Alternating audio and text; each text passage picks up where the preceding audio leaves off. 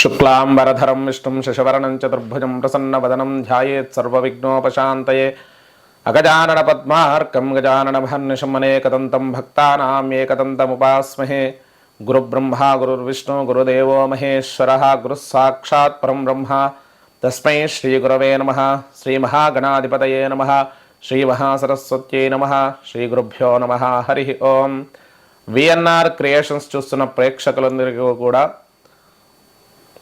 2025-26 సంవత్సరం శ్రీ విశ్వావసునామ సంవత్సర ఉగాది సందర్భంగా ద్వాదశ రాశుల ఫలితాలు అనేది మనం చెప్పుకుంటున్నాం. అలాగే ఈ విశ్వావసునామ సంవత్సరం అత్యంత విశిష్టమైంది.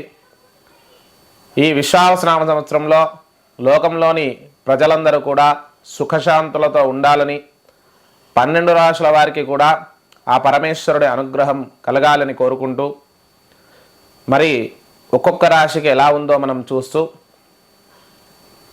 ఇందులో ఏదైనా చెప్పిన వాటిలలో మీకు ఇబ్బందికరంగా ఉంటే అది ఎప్పటికీ కూడా జ్యోతిష్యం యొక్క తప్పు కాదు. మేము అంచనా వేసి చెప్పేటువంటి విధానంలో కొంత లోపం ఉండొచ్చు, కానీ శాస్త్రం ఎప్పుడు తప్పు చెప్పదు. శాస్త్రాధ్యయనం చేసిన వాళ్ళలో వారికి అవగాహన రాహిత్యంతో కానీ, క్షణికావేశంతో కానీ, తొందరపాటుతో కానీ చేసే నిర్ణయాల వల్ల తప్పులు దొరలొచ్చేమో, కానీ జ్యోతిష్ శాస్త్రం అత్యంత విశిష్టమైంది. కాబట్టి మన విఎన్ఆర్ క్రియేషన్స్లో ఈ 12 రాశుల వారి యొక్క ఫలితాలు మనం చెప్తున్నాం. తప్పకుండా ఈ వీడియోను లైక్ చేసి, షేర్ చేసి, కామెంట్ చేయండి. అలాగే మీ సలహాలు, సందేహాలు ఏమైనా ఉంటే కామెంట్స్ రూపంలో తెలియజేయండి. మన విఎన్ఆర్ క్రియేషన్స్ని సబ్స్క్రైబ్ చేసుకోండి. శ్రీమాత్రే నమః. శ్రీ విశ్వావసునామ సంవత్సర తులారాశి యొక్క ఫలితాలు. ఈ విశ్వావసునామ సంవత్సరంలో తులారాశి వారికి ఎలా ఉందో చూసే ముందు ఒకసారి వీరి యొక్క నక్షత్రాలు ఏముంటాయో చూద్దాం. ఇందులో నక్షత్రాలు చిత్తా నక్షత్రం 3, 4 పాదాలు, స్వాతి నక్షత్రం 1, 2, 3, 4 పాదాలు, అలాగే విశాఖ నక్షత్రం 1, 2, 3 పాదాలు, ఆదాయం 11, వ్యయం 5, రాజపూజ్యం 2, అవమానం 2. ఇక వీరికి గురువు 9వ స్థానంలో రజతమూర్తిగాను, శని 6వ స్థానంలో సువర్ణమూర్తిగాను, రాహు 5వ స్థానంలో, కేతు 11వ స్థానంలో లోహమూర్తులుగా ఉన్నారు. కుజుడు 10, 11, 12, 1, 2, 3, 4 స్థానాల్లో సంచరిస్తున్నాడు. అదృష్ట సంఖ్య 6. ఇక ఈ గ్రహస్థితి ఆధారంగా మనం వీరి యొక్క ఫలితాలు చూసే ముందు ఒక్కసారి వ్యక్తిగత స్వభావం ఎలా ఉంటుందో తులారాశి వారిది చూద్దాం. వీరిది కొంత కుత్సిత స్వభావంగా చెప్పుకోవచ్చు. అంటే వ్యక్తిగతం అనేది ఎక్కువగా ఉంటుంది, సామాజిక దృష్టి అనేది తక్కువగా ఉంటుంది. ఏదైనా కూడా కొంత విలాసాల యందు, విలాసవంతమైన భోజనం యందు, కొంత చుట్టూ ఉన్న వాళ్ళతో సంతోషంగా గడపడం యందు శ్రద్ధ ఉంటుంది. అలాగే శ్రమిస్తారు, దాంతోపాటు కొంత ఫలితాన్ని కూడా ఆశిస్తారు. కానీ వీరికి ఉపయోగం లేనిది ఏ పని కూడా చేయరు అనేది కొంతవరకు చెప్పుకోవచ్చు. ఇది కొద్దిగా వ్యక్తిగతంగా ఇబ్బంది పడి ఉండొచ్చు.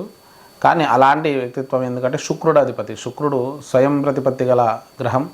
తనకు శుక్రుడు మనకు వేదాల్లో కానీ పురాణాల్లో కానీ శుక్రుడు రాక్షస గురువుగా మనకు చెప్తారు.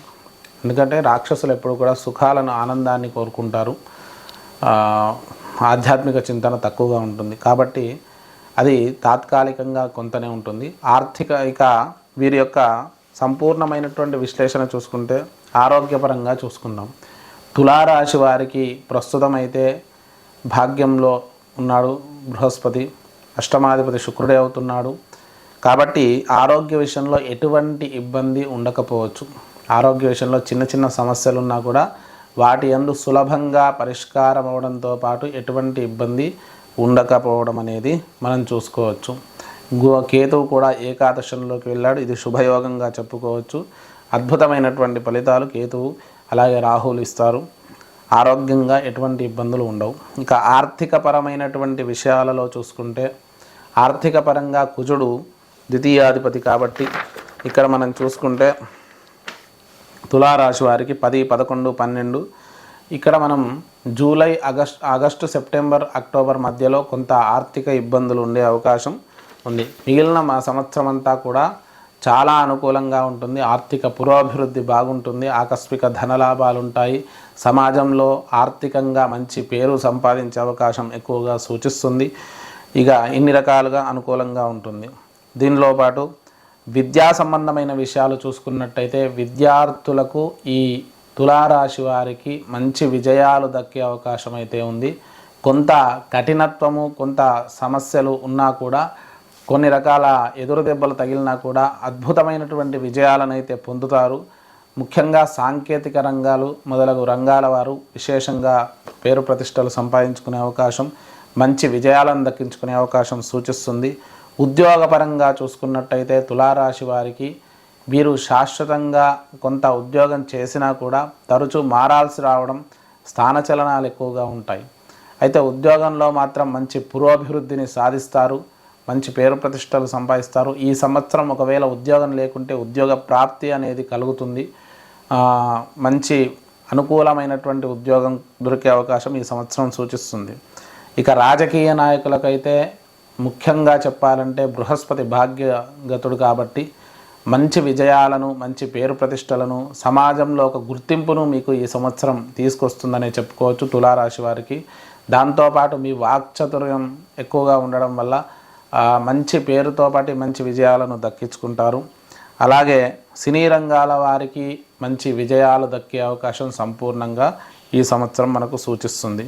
వ్యాపార రంగాలు చూసుకున్నట్టయితే ఈ వ్యాపార రంగం కూడా అద్భుతంగా ఉందనే చెప్పుకోవచ్చు. అయితే రంగంలో ఒడిదొడుకులు ఎక్కువగా ఉంటాయి.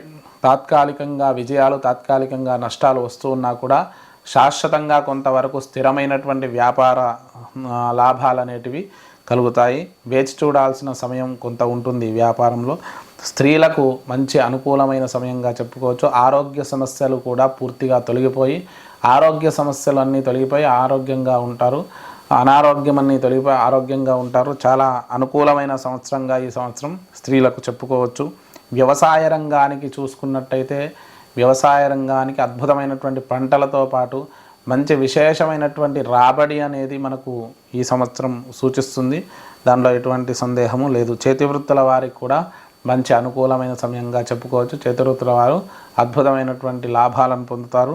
కోర్టు వ్యవహారాలలో కూడా మంచి విజయాలు దక్కించుకునే అవకాశం సూచిస్తుంది. ఎందుకంటే ఎంత కుటుంబంలోని వ్యక్తులైనా కూడా కొన్నిసార్లు కోర్టు వ్యవహారాలను ఎదుర్కోవాల్సి వస్తుంది. కాబట్టి వాటి యందు కూడా మీరు విజయాన్ని దక్కించుకొని మంచి పూర్వీకుల నుంచి వచ్చే ఆస్తులు కానీ, స్థిరాస్తులు కానీ లాభం పొందే అవకాశం కూడా దీంట్లో మనకు సూచిస్తుంది. కుటుంబపరంగా మంచి అనుకూలమైన సమయంగా చెప్పుకోవచ్చు. కుటుంబంతో కలిసి దూర ప్రాంత ప్రయాణాలు చేయడం కానీ, కొంత అనుకూలమైన సమయాన్ని గడపడం కానీ మనం చూసుకోవచ్చు. ఇక ఫైనాన్స్ రంగానికి చూసుకున్నట్టయితే ఫైనాన్స్ రంగంలో వారు విశేషమైనటువంటి లాభాలను పొందే అవకాశం ఎక్కువగా ఉంది. స్థిరాస్తులు కూడా కలిసి వచ్చే అవకాశం ఎక్కువగా ఉంది. స్థలాలు కొనడం, గృహ నిర్మాణాలు చేపట్టడం, వాహనాల కొనుగోలు, ఇవన్నీ కూడా అద్భుతమైనటువంటి అనుకూలమైన అంశాలుగా మనం చెప్పుకోవచ్చు.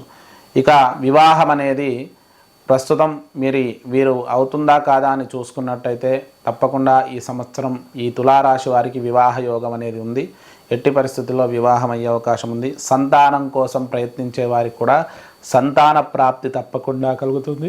తల్లిదండ్రుల నుంచి కొంతవరకు స్థిరాస్తులు కలిసి వచ్చే అవకాశం ఎక్కువగా సూచిస్తుంది. అలాగే ఈ తులారాశి వారు చేసుకోవాల్సిన పరిష్కారాల గురించి చూసుకున్నట్టయితే ముఖ్యంగా సుబ్రహ్మణ్యేశ్వర స్వామి ఆరాధన చేసుకోండి. దాంతోపాటు లలితా సహస్రనామ పారాయణం ప్రతి శుక్రవారం రోజు చేయండి. అమ్మవారికి కుంకుమార్చన చేసుకుంటూ ఉండండి. అమ్మవారికి ప్రీతిగా బెల్లము అన్నము, లేదంటే బెల్లము పుట్నాలు, ఇలా బెల్లంతో కలిసి ఏదైనా నైవేద్యం అమ్మవారికి పెడుతూ ఉండండి. అది చాలా విశేషమైనటువంటి సత్ఫలితాలను ఇస్తుంది. దాంతోపాటు హనుమదారాధన, హనుమాన్ చాలీసా పారాయణం కానీ, సుందరకాండ పారాయణం కానీ చేసుకోండి. ఇష్టదేవత ఆరాధన చేసుకుంటూ ఉండండి.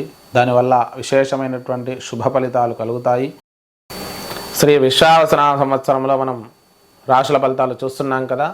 మరి ఈ ఛానల్ చూసేవాళ్ళు మన వీడియోలను సబ్స్క్రైబ్ చేసుకోండి. ఈ వీడియోను లైక్ చేసి షేర్ చేసి కామెంట్ చేయండి. అలాగే కొత్తగా ఛానల్ చూస్తున్న వాళ్ళు మన విఎన్ఆర్ క్రియేషన్స్ని సబ్స్క్రైబ్ చేసుకోండి.